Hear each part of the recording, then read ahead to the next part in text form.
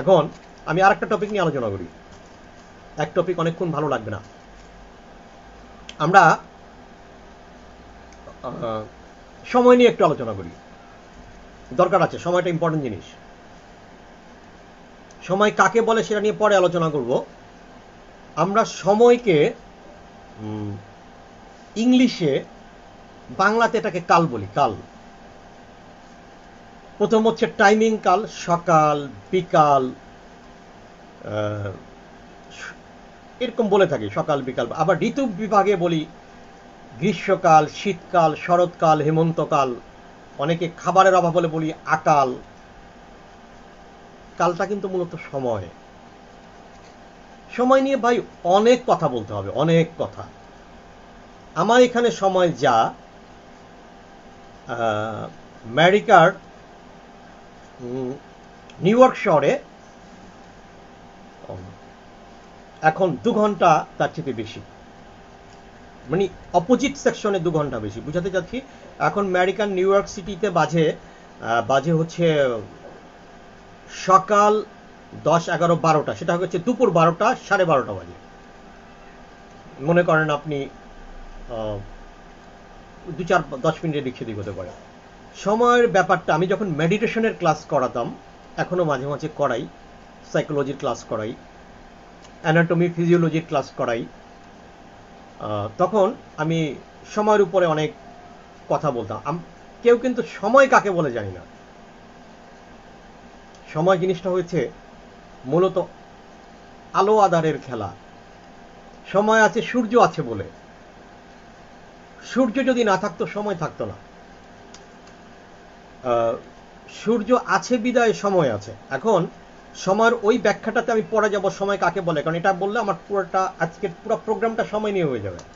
কিন্তু সময়টাকে আমরা কিভাবে ডিফাইন করব, ডিস্ট্রিবিউট করব, ভাগ করব, এটা নিয়ে আমি একটু কথা বলি। ব্রিটিশরা আমাদের এই দেশে এসে ইংলিশে কথোপকথন করতেন। ইংলিশে কথা বলার সময় থেকেই আমরা ইংলিশ ভাষার সাথে পরিচিত। তো ওনারা যখন ইংলিশ ভাষায় কথা বলতেন, তখন ওনাদের ইংলিশ ভাষার বিভক্তি, এপিয়ারেন্স বা তার যে গ্রামেটিক্যাল সিস্টেম, এটা আমরা জানতাম না। আমরা যখন বই পুস্তক পড়তে গেলাম ব্রিটিশ টাইমিংয়ে, শিক্ষার একাডেমিক্যাল এডুকেশনের সাথে যখন আমরা রিলেভেন্ট হতে গেলাম, তখন ওরা আমাদেরকে ইংলিশ শেখানোর জন্য ইংলিশ গ্রামার আমাদের কাছে নিয়ে আসছেন। আপনি বলতে পারেন আমি ইংলিশ শেখাচ্ছি না, বিষয়টা ইংলিশ শেখাচ্ছি না, আমি একটা সময়ের কথা বলছি, যার জন্য এই টপিকটা আলোচনা করতে হচ্ছে। সেক্ষেত্রে আমাদেরকে ওনারা সময়কে আমাদের মাঝে টেন্সের মাধ্যমে পরিচয় করিয়ে দেওয়ার চেষ্টা করেছেন। দুঃখজনক ব্যাপার, আমরা বাঙালিরা এখন পর্যন্ত ইংলিশের সব কিছু জেনে উঠতে পারলেও টেন্স আর প্রিপোজিশন, এই দুটো জিনিস আমাদের অনেকের কাছেই এখনো অনেকই কঠিন, অনেকের কাছে অনেকই কঠিন। আমি যদি আপনাদের কারো কাছে একটা প্রশ্ন করি, বন্ধু হিসাবে ক্ষমা চেয়ে যদি উত্তর পারেন আমাকে কমেন্টের মাধ্যমে দিবেন। ঢাকা কোন দেশের রাজধানী? এই বাংলা শব্দের ইংলিশটা কি? আপনারা কেউ বলবেন না Dhaka is the capital of Bangladesh, এটা হচ্ছে উত্তর, ঢাকা বাংলাদেশের রাজধানী। আমি প্রশ্নটা ঢাকা বাংলাদেশের রাজধানী বলি নাই, আমি প্রশ্ন করেছি ঢাকা কোন দেশের রাজধানী। এই বাংলা বাক্যের ইংলিশটা কি হতে পারে? এখন ব্রিটিশরা আমাদেরকে সময়টাই 3 ভাবে দিয়েছেন: present tense, past tense, future tense. এখন আমি আধ্যাত্মিক চোখ দিয়ে একটু চিন্তা করলাম, সবাই যেটা চিন্তা করছেন আমি সেটা করছি না, তাহলে আমি একটু আলাদাভাবে চিন্তা করছি। আলাদা চিন্তাটা কোথা থেকে আসছে? অন্তর্দৃষ্টি থেকে। কারণ আপনি অন্তর্দৃষ্টিতে সেটা চিন্তা করতে পাচ্ছেন না বিধায় আমার সাথে আপনার চিন্তার ডিফারেন্সটা হচ্ছে। আপনি যদি স্টেডিয়ামকে শুধু স্টেডিয়ামই দেখেন, তাহলে আপনি সাধারণ চোখে দেখছেন। আর আমি যদি স্টেডিয়ামকে শুধু স্টেডিয়াম না দেখে ওখান থেকে আমি মনে করি যে পৃথিবীটাও তো এরকম গোল, কিন্তু পুরো স্টেডিয়াম মার্কেটটা ঘুরলে কিন্তু মনে হবে না যে আপনি গোল চক্করের মধ্যে ঘুরছেন। আমি যদি পৃথিবীর অস্তিত্বটাকে স্টেডিয়ামের ভিতরে নিয়ে আসতে পারি, তাহলে আমার চিন্তাটা পৃথিবী চিন্তার চাইতে স্টেডিয়ামটা অনেক ছোট, তাহলে পৃথিবীটাকে ওভাবে বোঝার জন্য আমার জন্য সহজ হবে। ওটাও গোল, স্টেডিয়ামও গোল, পৃথিবী অনেক বড় মাপের গোল। বিষয়টা একটা উদাহরণের জন্য বললাম। এখন আমি যদি আমার অন্তর্দৃষ্টির চিন্তাটাকে এইভাবে সাজিয়ে নেই, টেন্সটাকে তো আমি চাইলেই চেঞ্জ করতে পারবো না, কারণ এটা পৃথিবী এস্টাবলিশড হয়ে গেছে। একটা মিথ্যা হলো, ভুল হলো, সেটা এস্টাবলিশড হয়েছে। এখন যদি কেউ এরকম করতে চায় যে অনেক বছর পর লিভার ব্রাদার্সের নামটাও ইউনিলিভার করেছেন, একসময় লিভার ব্রাদার্স ছিল, অনেক বছর পরে DACC ঢাকাকে DHA করা হয়েছে, ভ্রান্তি ঠিক করা হয়েছে। ভুল না ভ্রান্তি। ভুল মানুষ কখনোই ভুল করে না, আমি গত অনুষ্ঠানে বলেছিলাম। কারণ মানুষ যেটা করে, যখন করে, সে সঠিক মনে করে, সে মনে করেছে আমি সঠিক। ভুল কখনোই কেউ করে না। সে যখন সেটা করে, সে মনে করে আই হ্যাভ ডান রাইট। সময়ের বিবর্তনে, জ্ঞানের আপগ্রেডের জন্য সেটাকে পরবর্তীতে তার ভুল মনে হয়, অপেক্ষাকৃত সঠিক মনে হয় না। তো এখন যদি মনে হয় আমার এই চিন্তাটা হয়তো কখনো চেঞ্জ হয়ে যেতে পারে, কিন্তু সময়টা কিন্তু মূলত এভাবে বিভাজিত নয়, এভাবে শ্রেণীবিন্যাসিত নয়, এভাবে ক্লাসিফাইড নয়। সময় ক্লাসিফাইড হচ্ছে ভবিষ্যৎ, বর্তমান এবং অতীত। সময় তো শুরু হয় ভবিষ্যৎ থেকে। দুর্ভাগ্যজনক, ভবিষ্যতের দেখা কখনোই পাওয়া যায় না। সময় দেখা শুধু বর্তমানে পাওয়া যায়। আমি ব্যাখ্যা করে বলবো, আজগুবি কোনো কথা বলবো না। অতীতের দেখা পাওয়া যায় না, কারণ অতীতের দেখা পাওয়া হয়ে গিয়েছে। আপনি চাইলে এখন অতীতের দেখা পাবেন না।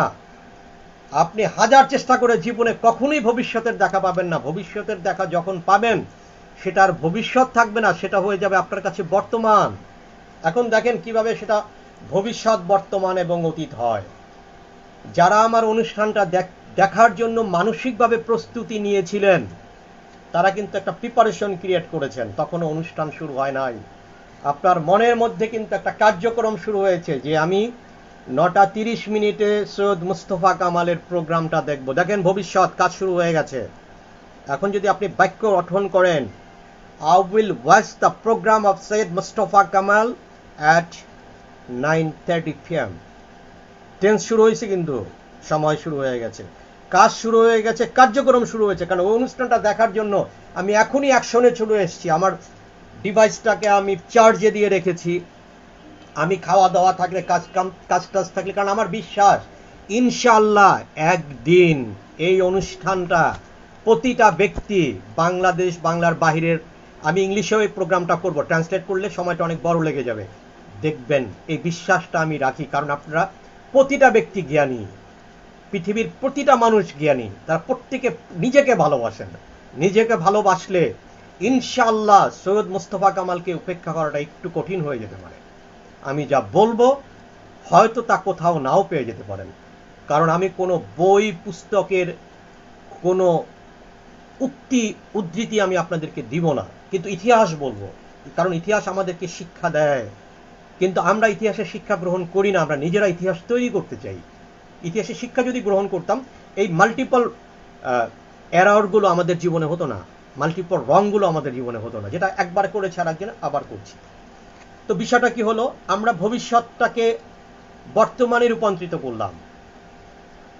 এই বর্তমানটাই কিন্তু 9:30 এই প্রোগ্রামটা 10:30 পরে অতীত হয়ে যাবে আপনার কাছে।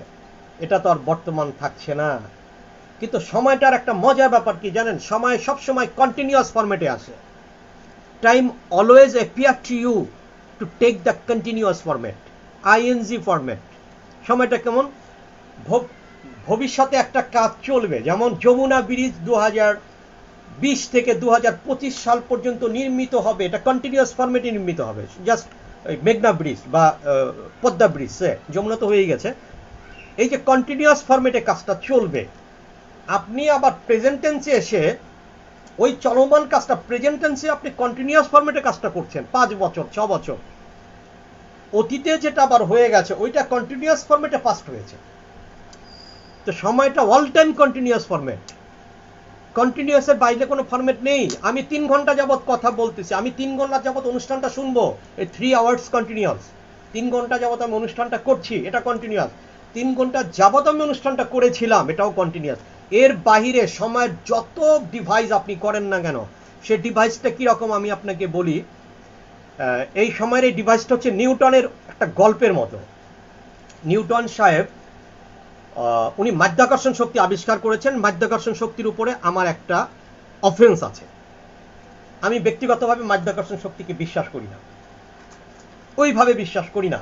আমি এটা নিয়ে আগামীকালকে কথা বলবো, প্রয়োজন হলে আজকেই বলবো, কারণ আমি সকল বিষয় নিয়ে আলোচনা করব। আমার দৃষ্টিতে মাধ্যাকর্ষণ শক্তি ওইভাবে কার্যকর না, হয়তো নাও থাকতে পারে, একটু চিন্তা করলে পাওয়া যাবে।